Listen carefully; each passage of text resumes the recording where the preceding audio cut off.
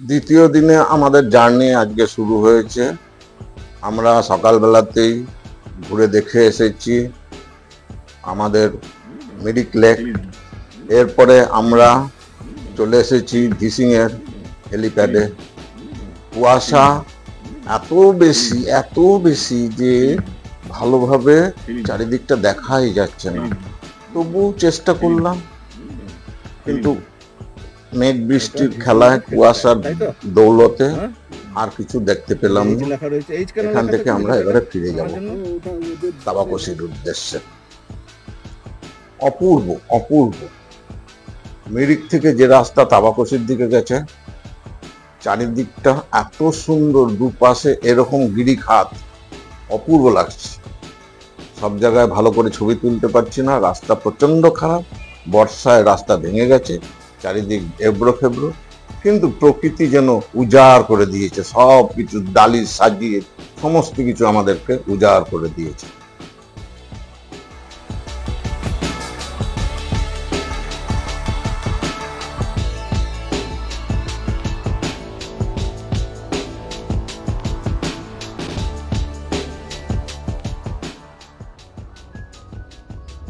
কিছু বলবো না, বলার কোনো প্রয়োজন নেই। শুধু দেখে যান, অনুভব করে যান, আর ভালো লাগলে লাইক কমেন্ট করে যাবেন।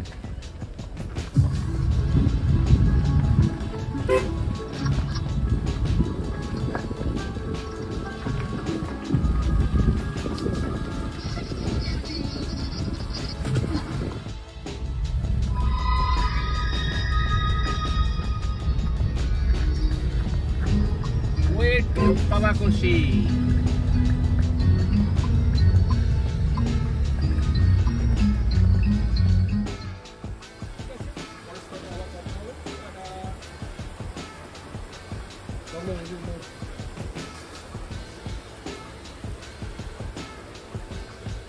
আজকে রাস্তা না আমাদের নেওয়ার হোমস্টের এই কটেজ, চারপাশে চা বাগান, একদম দেওয়াল ঘেঁষেই চা বাগান। ভালো করে দেখুন, চা বাগানের মধ্যে এরকম দুপাশে দেওয়াল শেষ, চা বাগান শুরু, এদিকে দেওয়াল শেষ, চা বাগান শুরু। একদম পেছনে ছাদের মাথার উপরে গাছ। হ্যাঁ, অদ্ভুত অদ্ভুত এক নৈসর্গিক পরিবেশে আমরা উপস্থিত হয়েছি। খুব ভালো লাগছে। এটা হচ্ছে ডাইনিং রুম, প্লাস্টিক দিয়ে ঘেরা যেটা দেখতে পাচ্ছেন, এটা হচ্ছে ডাইনিং রুম। সামনে গোপালধারা টি এস্টেট, আর ফোন হাতে আমার শ্যালক দাঁড়িয়ে আছে। এবারে জার্নিতে শ্যালক আমাদের সাথ দিয়েছে, আমি নিজেকে ধন্য মনে করছি ওকে সাথে পেয়ে। আর সাথ দিয়েছে আমার বন্ধু নন্দী, হ্যাঁ, তাকেও সাথে পেয়ে আমার এবার খুব আনন্দ লাগছে। আমরা কয়েকদিন ধরেই এই পাহাড়ের আনাচে কানাচে ঘুরে বেড়াচ্ছি। আজকে আমরা এসে উপস্থিত হয়েছি তাবাকশিতে এবং আছি নেওয়ার হোমস্টেতে। খুব কমন একটা ড্রিঙ্কস, কিন্তু এখানে যে অদ্ভুত চা পরিবেশন করা হয় তার তুলনা পাওয়া ভার। সেই চায়ে চুমুক দিতে দিতে এই না হলো আজকে নেওয়ার হোমস্টের প্রথম দিনে আমাদের থাকা শুরু হলো, আনন্দ করা শুরু হলো। এবং এই যে প্রকৃতির মাঝখানে একদম নেওয়ার হোমস্টের এই যে দেখতে পাচ্ছ তোমরা সবাই, আমরা যে কটেজটাতে আছি তার চারিপাশে চা বাগান। গোপালধারা টি এস্টেটের একদম ভেতরে বলতে পারো আমরা রয়েছি। প্রচণ্ড উপভোগ করছি জায়গাটা, বাইরে বেরোতে পারছি না, প্রচণ্ড বৃষ্টি, চারিদিকে বৃষ্টি চলছে, ফলে বাইরে কোথাও যাওয়ার উপায় নেই, কিন্তু এর মধ্যেই আমরা প্রচণ্ড আনন্দ করছি।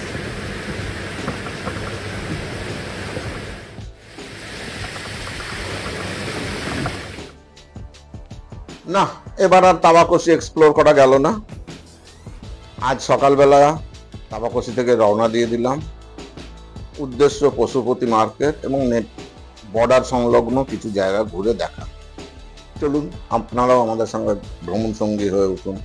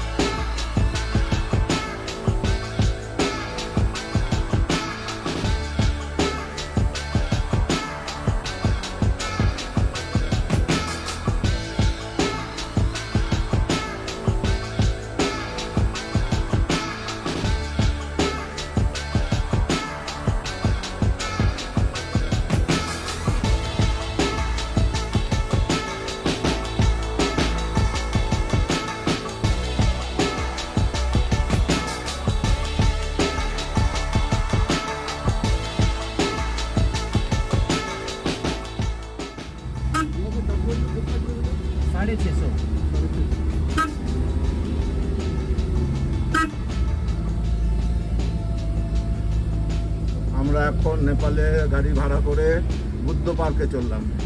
বুদ্ধা পার্ক, পশুপতি মার্কেট, পশুপতি ছোটা মন্দির, বাস এগুলো আমরা দেখে ব্যাক করব। গাড়ির ভাড়া এখানে সিন্ডিকেটে একদম পরিষ্কার করে দেওয়া রয়েছে প্রত্যেকটা আইটেমে। যারা আসবেন সবাই দেখে নিয়ে সেই অনুযায়ী পেমেন্ট করবেন।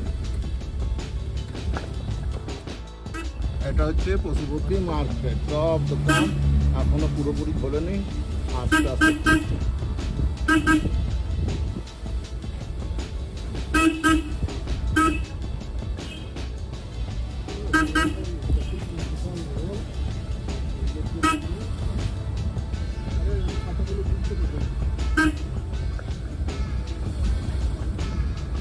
आप लोग के पास कितना टाइम है सर? 1 घंटा?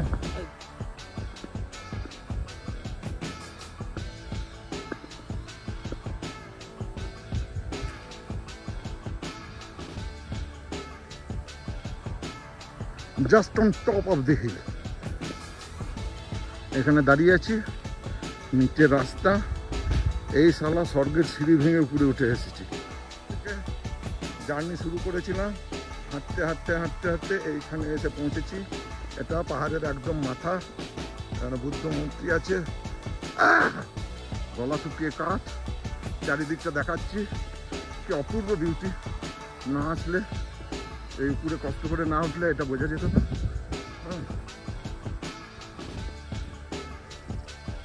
মেঘের উপরে বা মেঘের সমান্তরালেই আছি।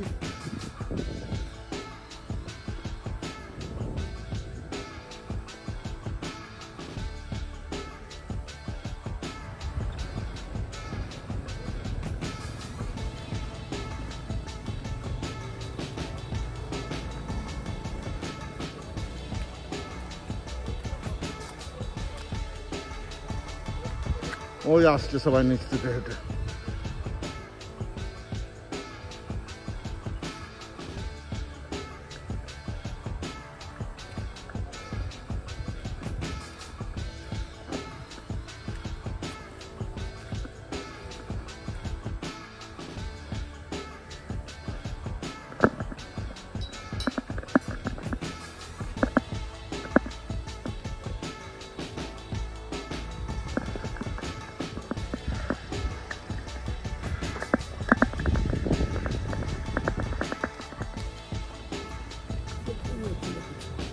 সীমানাধারা ভিউ পয়েন্টের সামনে আমরা দাঁড়িয়ে আছি। পুরো ফগ, কিছুই দেখা যাচ্ছে না, তবু একটু চেষ্টা করি।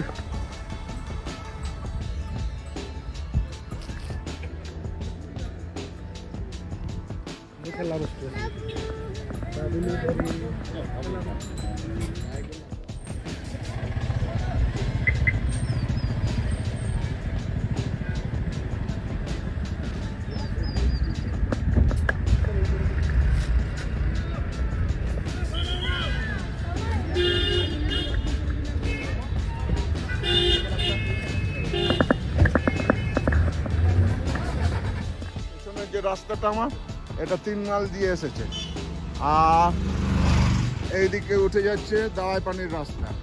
এদিকে 6 মাইলে যাচ্ছে। এইখান থেকে এসে, এই 6 মাইল থেকে এসে এইদিকে ঢুকতে হবে, আর 3 মাইল দিয়ে আসলে এদিক দিয়ে এসে এই রাস্তা ধরতে হবে। দেখাচ্ছি কোন রাস্তা ধরতে হবে, তবেই আপনি দাওয়াই পানি পৌঁছবেন। দাওয়াই পানি ভুটিয়া বস্তি, ঠিক আছে?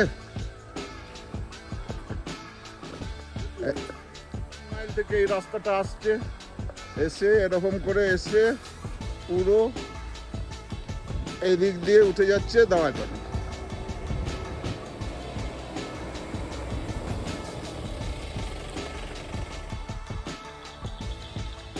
দাওয়াই পানি থেকে দার্জিলিং ঘরগুলো দেখা যাচ্ছে।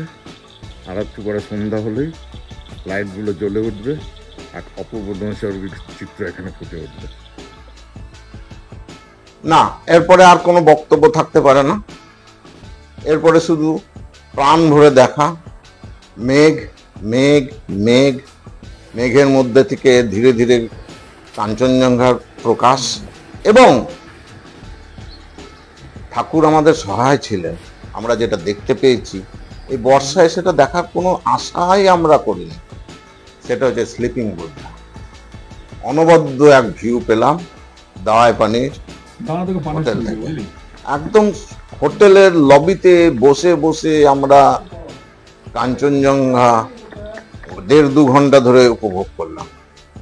এ আমাদের সব থেকে ট্যুরের বড় পাওনা। এর পরে আর আমার কোনো বক্তব্য নেই। এরপরে আমরা ফিরে এসেছি কাঞ্চনজঙ্ঘা দেখে।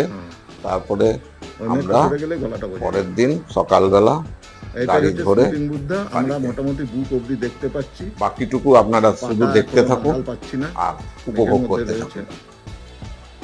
এই অবধি আজকে হ্যাঁ মহারাজকেও দেখা গেছে, হ্যাঁ সবটাই দেখতে পাচ্ছি এখান থেকে বসে বসে। অদ্ভুত লোকেশন, জোজো হোমস্টে জিন্দাবাদ, দাওয়াই পানি।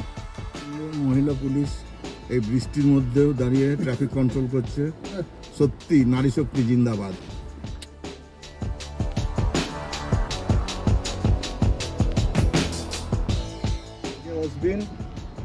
অসবিন টোকো আমাদের নর্থ বেঙ্গলে আমার বড় বড় সাথী সাথ দেয়, আমাদেরকে নিয়ে যায়। অসবিন, তোমার গাড়ির ফোন নাম্বার বলো আর মোবাইল নাম্বার বলো। মোবাইল নম্বর 7063875212। আচ্ছা, আর একবার বলো, একটু জোরে জোরে বলো। 7063875212। অসবিন আমাদের খুব পরিচিত ড্রাইভার, খুব বিশ্বস্ত ড্রাইভার।